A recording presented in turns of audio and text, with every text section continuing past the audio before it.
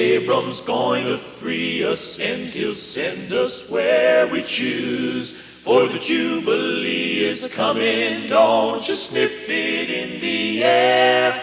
And 63 is the Jubilee for the people everywhere. And 63 is the Jubilee for the people everywhere.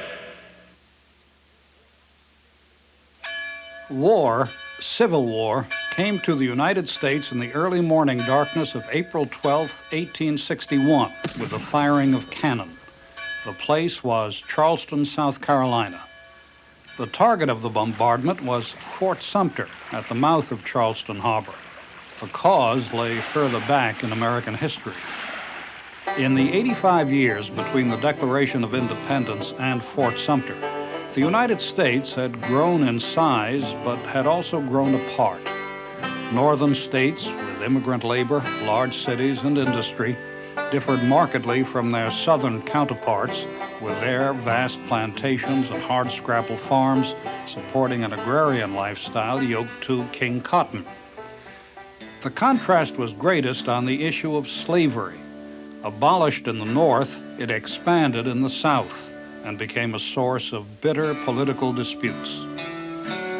In the South, the powerful planters saw to it that politicians supported the institution, while in the North, abolitionists warned against the immorality of slavery and saw a slave power conspiracy aiming to rule the land.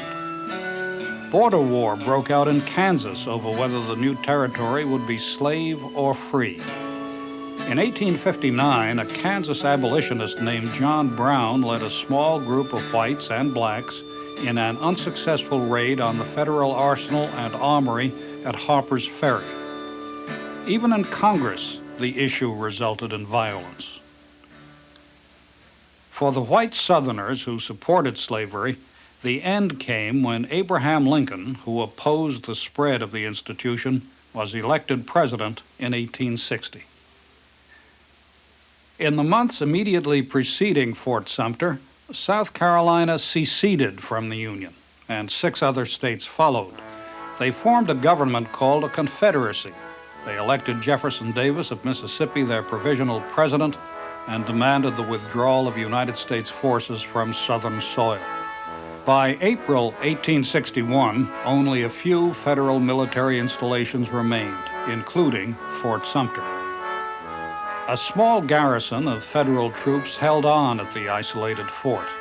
Finally, the newly inaugurated President Abraham Lincoln ordered fresh provisions shipped to Sumter. Rebels attacked the fort before it could be strengthened. The bombardment hardly reflected the carnage to come. The shelling lasted only a day and a half. On April 13th, the Union garrison surrendered. The only fatalities occurred almost absurdly. During a 100-round salute to the fallen Union flag, an accidental explosion caused the deaths of 2 Union artillerists. The salute was cut short. War was underway. By the time it was over, it had taken more American lives than any other war in history. President Lincoln called for volunteers and declared a naval blockade of the South. 4 more states withdrew from the Union, bringing to 11 the number of Confederate states, while 23 states remained loyal to the Union. Later in the war, Union loyalists in the western counties of Virginia seceded from that state to form the state of West Virginia.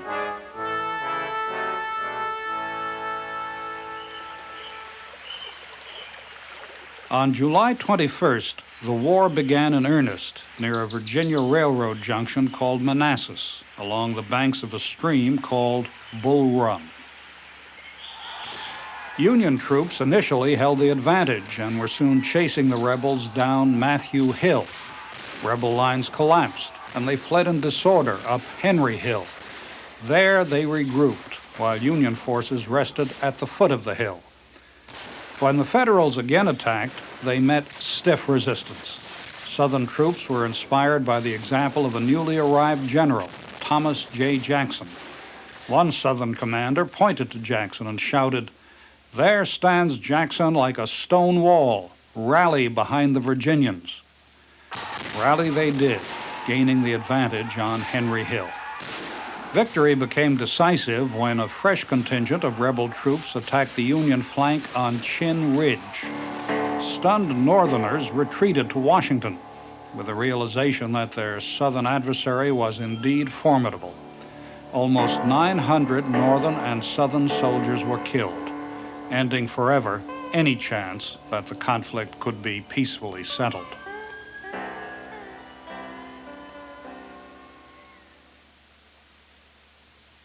In the Western theater of the war, command of the military district headquartered at Cairo, Illinois, was given to a little-known Union general, Ulysses S. Grant. He, in turn, gave the North what it needed most, a victory. Moving down the Tennessee River, Grant's amphibious forces defeated rebel defenders at Fort Henry in early February 1862. Greater triumph followed less than 2 weeks later at Fort Donelson on the Cumberland, where about 13,000 Confederates surrendered. In early August 1861, the Confederates defeated Union forces at Wilson's Creek in southwest Missouri, but their attempt to capitalize on the victory was frustrated by dissension among their leaders. The Battle of Pea Ridge in northwestern Arkansas decisively ended the presence of rebel forces in Missouri, putting that important border state securely in Union hands. The Confederates evacuated Nashville, abandoning much of Middle and West Tennessee to the Union, and regrouped in and around Corinth, Mississippi. Southern commanders, correctly believing they had a slight numerical advantage, decided to launch a surprise attack on Grant's army. Today, the battle is best known by the name it took from a nearby church, a name that means peace in Hebrew, Shiloh. Caught off guard, the Federals took heavy losses and retreated as rebels overran their positions. Union defenses held fast, though, at this sunken road. For 6 hours, Federal troops defended the position against repeated Southern infantry attacks and heavy artillery fire. Soldiers called it the Hornet's Nest. This defense gave Grant time to regroup in the rear. Heavily reinforced, he counterattacked. The rebels retreated to Corinth. The casualties stunned both sides. The battle was the bloodiest ever fought on American soil to that point. The country came away from Shiloh with the horrible realization that the war would end only when one side was brutally beaten.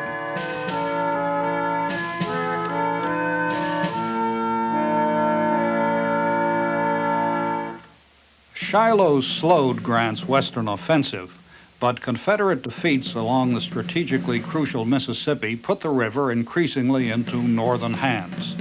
Island number 10 fell. Union gunboats and rams crushed a Confederate fleet at Memphis. At the mouth of the Mississippi, New Orleans, the most populous city in the South, was taken by a naval force under David Farragut. Baton Rouge and Natchez surrendered. Soon, the Union controlled all of the Mississippi but Vicksburg and Port Hudson.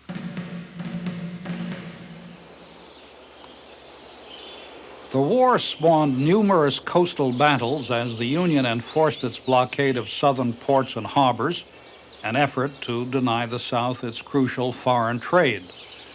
One such battle was fought in April 1862 at Fort Pulaski, Georgia, situated to defend Savannah.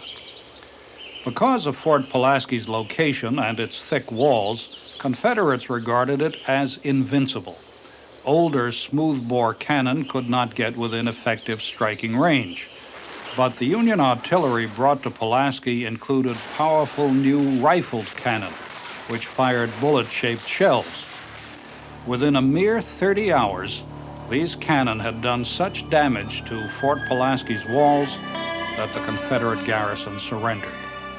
Today, projectiles remain lodged in Pulaski's walls, reminders of how changing military technology changed notions of so-called invincibility in the Civil War.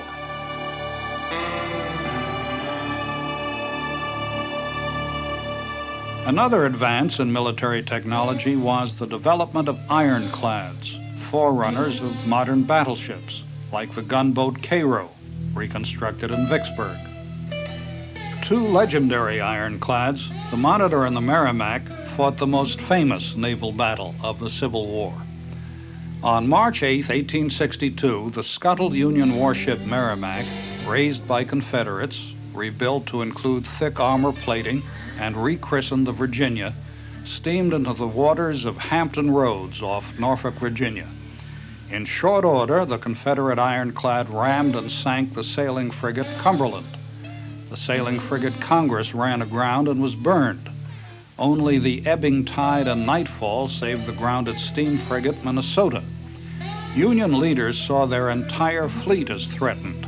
In the course of a single day, wooden warships became forever obsolete. That evening, the first Union ironclad, the Monitor, arrived on the scene. Another revolutionary design, the Monitor was described by some as a tin can on a shingle. In a hard-fought battle the next day, each fired repeated shots into the other. After more than 4 hours, there was no clear winner, and the Merrimac withdrew. The Monitor did not follow, and the two ships never met again. Earlier in 1862, Union troops traveled by steamboat from the Washington area to the tip of the James York River Peninsula. There, the cautious Union commander, George McClellan, overestimating Southern strength because of fantastically incorrect information given him by Allan Pinkerton, the famous detective, held up the offensive. When the Federals advanced toward the Confederate capital at Richmond at the end of May, they were met by Southern forces at the Battle of Fair Oaks. Although indecisive, the battle forced rebel troops back toward Richmond, and their commander, General Joseph Johnston, was seriously wounded. He was replaced by a quiet Virginian, General Robert E. Lee. Lee called for reinforcements from Stonewall Jackson in the Shenandoah Valley. In a series of encounters called the 7 Days Battle, the rebels outmaneuvered the numerically stronger Union Army and forced it back into a fortified camp on the James River. While Union leaders reorganized, Lee moved. Daringly, he split his army and sent a force under Jackson to engage the army of General John Pope near Washington. When Lee learned that McClellan's force was being taken by water to unite with Pope's, he too went north to join Jackson's men.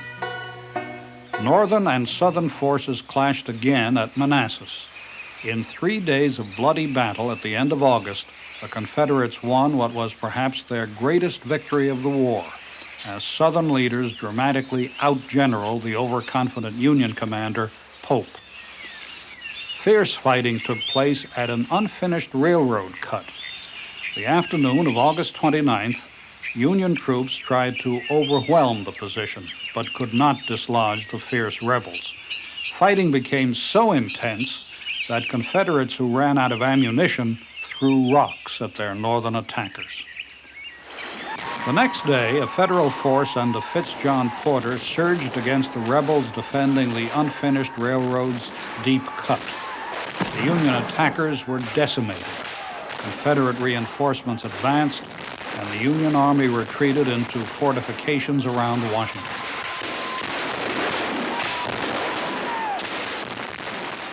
For Lee, the victory was complete, perhaps his greatest. In the 3 months that he had been the Southern commander in Virginia, he had saved Richmond, recovered the state's northern counties, and pushed the Union Army back to Washington. Now Lee moved again, northward. He hoped to keep the fighting out of Virginia, allowing farmers to harvest their crops, and to win the decisive victory that many hoped would bring Great Britain to the side of the Confederacy. Thrusting into Maryland, Lee sent a force under Jackson to take the Federal stronghold at Harper's Ferry. Then, in an incredible stroke of luck, a Union soldier found 3 cigars wrapped in a dispatch from Lee that showed that his army was divided. Seizing the opportunity, the Union Army under McClellan moved to attack Lee's divided force. The two great armies met at a place one Union general described as pleasing and prosperous a landscape as can easily be imagined. A pastoral creek flowed nearby, the Antietam. The battle began at dawn on September 17th in Miller's cornfield with artillery and musket fire so intense it leveled stalks as closely as could have been done with a knife, according to Union General Joseph Hooker.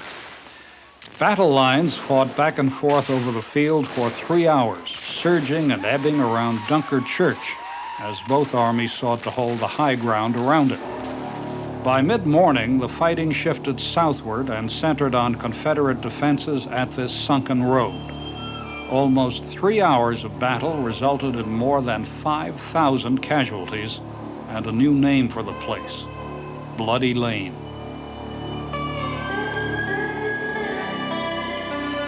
Still farther southward, a few hundred Georgia riflemen held off Federals under General Ambrose Burnside from the heights above a bridge spanning Antietam Creek. After more than 3 hours, the Federals took the bridge, but delayed 2 hours in pursuing the rebels. When they finally did, Southern reinforcements from Harper's Ferry sent them back toward Antietam Creek. The Battle of Antietam was finished. It was the bloodiest single day of the war. Northern losses totaled more than 12,000, while Southern casualties reached almost 11,000.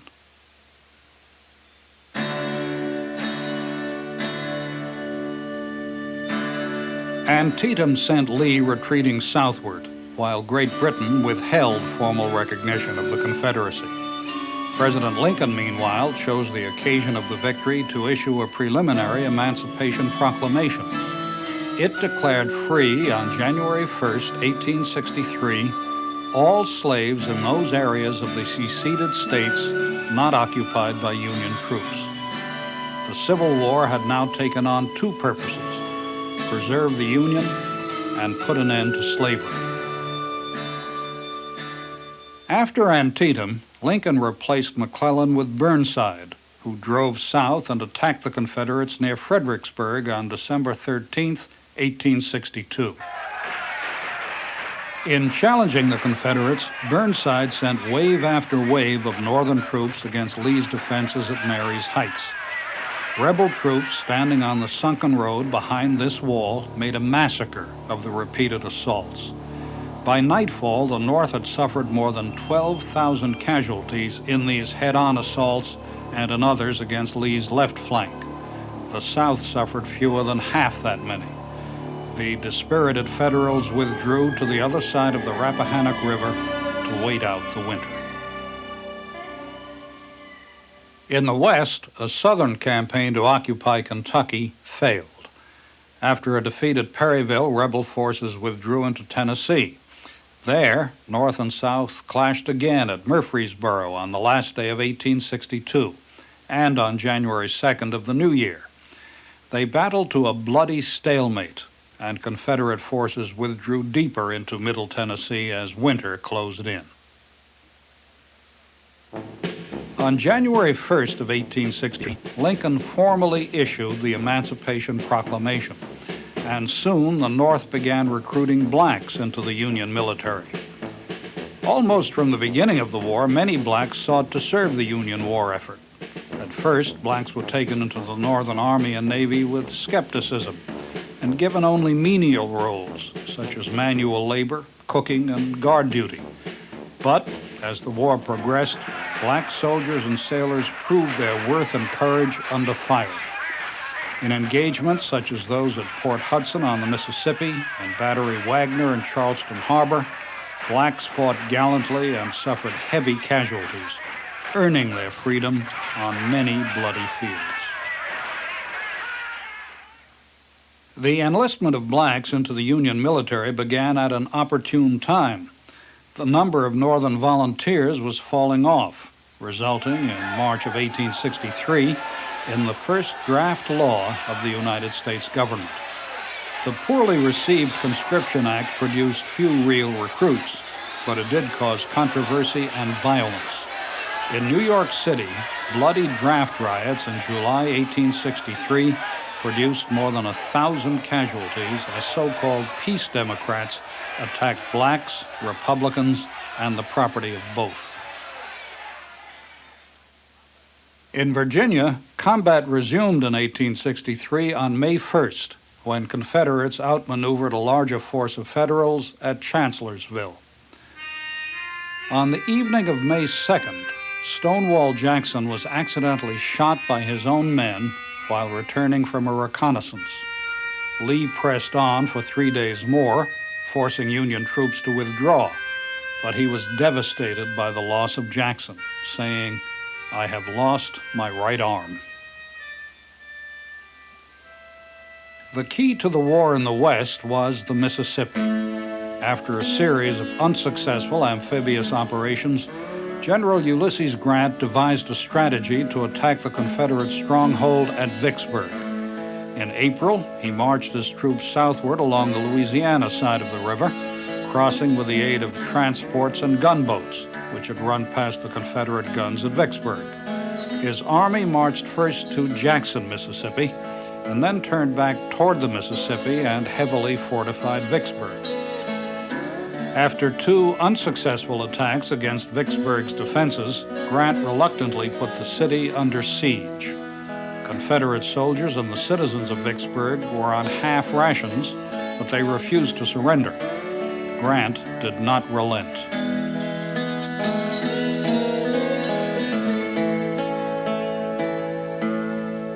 In the east, Lee invaded Pennsylvania. When he learned that a Union force was nearby, he quickly ordered his dispersed forces to gather near a strategic crossroads, a farming community and county seat named Gettysburg.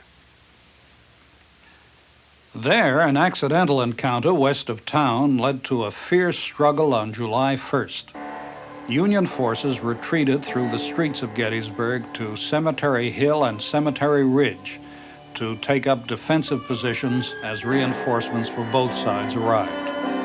The Confederates failed to pursue and exploit an apparent advantage.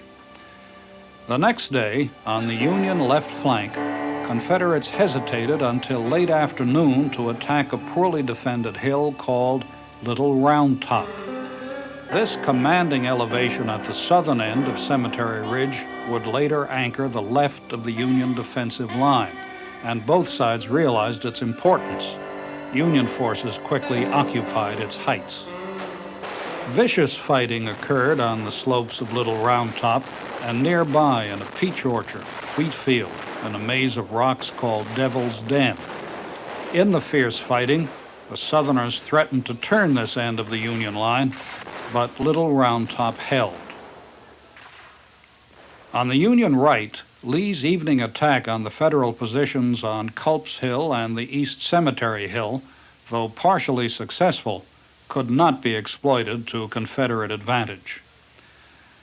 The third day began with a fight for possession of Culp's Hill, the Union forces finally driving Confederate troops off its slopes. Then came the most dramatic assault of the Civil War, Pickett's Charge. After a massive 2-hour cannonade by more than 200 cannon from both sides, about 12,000 Southern soldiers came onto this field. Carefully gathered into precise formations, they set out across the fields in front of Cemetery Ridge toward a copse of trees. They charged into the face of artillery and musket fire from the strong defenses at the center of the Union line. Union fire was fierce, the attack grandly futile. A few hundred Southern soldiers broke into the Union lines near the copse of trees and the infamous angle, but the Confederates were beaten back and retreated. The next day, only about 1 in 2 Confederates who made the charge reported for roll call. The battle was over. The Confederates retreated, the Southern cause and the Army of Northern Virginia crippled by the 3 days of fighting. Never again would Lee's army enjoy the battlefield supremacy it once had. For the Army of the Potomac, the costly victory at Gettysburg was a new beginning, giving it self-confidence and respect. The war was to continue for another 2 years, but the Battle of Gettysburg and the repulse of Pickett's charge were a turning point, the high water mark of the Confederacy.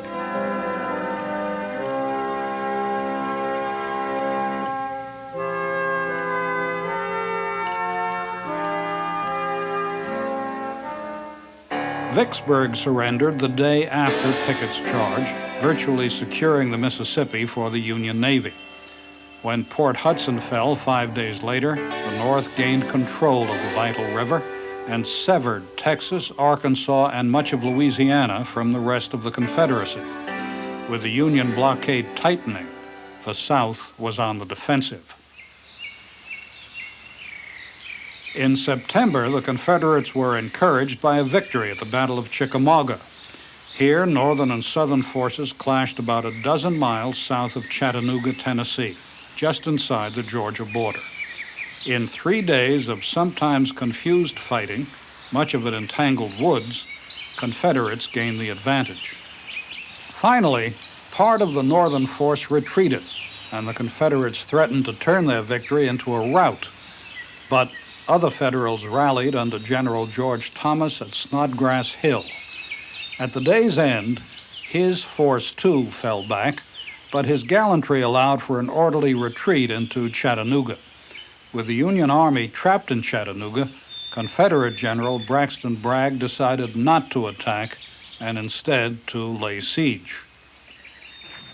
In late November, the two forces clashed again. On November 24th, Federals attacked Lookout Mountain, which, rising above the Tennessee River, anchored one end of the Confederate line.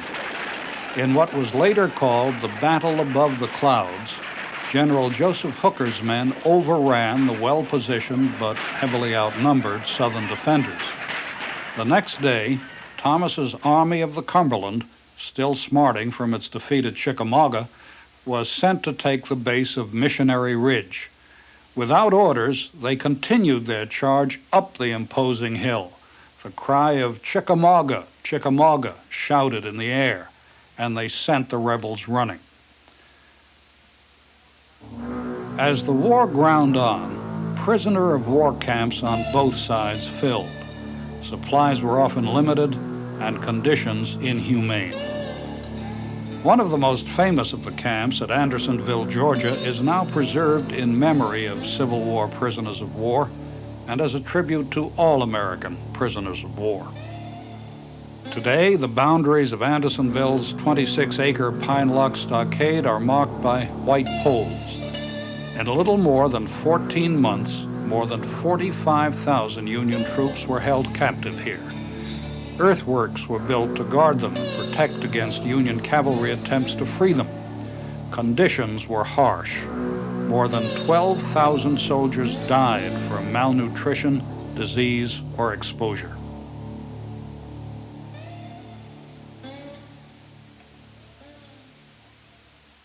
In March of 1864, Lincoln appointed Grant commander of the armies. Grant aggressively set about bringing the war to a close. Moving south toward Richmond in May and early June, Union troops fought Lee's forces in a series of battles that produced heavy losses for both, especially the North. In the Battle of the Wilderness, Spotsylvania Courthouse, and Cold Harbor, Lee's Army of Northern Virginia inflicted appalling casualties. But, unlike his predecessors, Grant pressed on. Unable to batter his way directly into Richmond, Grant bypassed it and Lee's strong defenses there, moving on to Petersburg, about 20 miles to the south. When frontal attacks failed, his force laid siege to the city, a rail center, and Richmond's link to the south. This forced Lee to stretch his outnumbered forces between the two cities, putting his army in a difficult position for a siege which was to be the war's longest.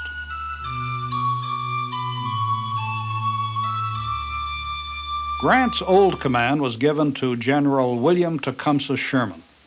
He struck south into Georgia in early May, and after a series of flanking actions and a futile head-on assault at Kennesaw Mountain, maneuvered the rebels back to the edge of Atlanta.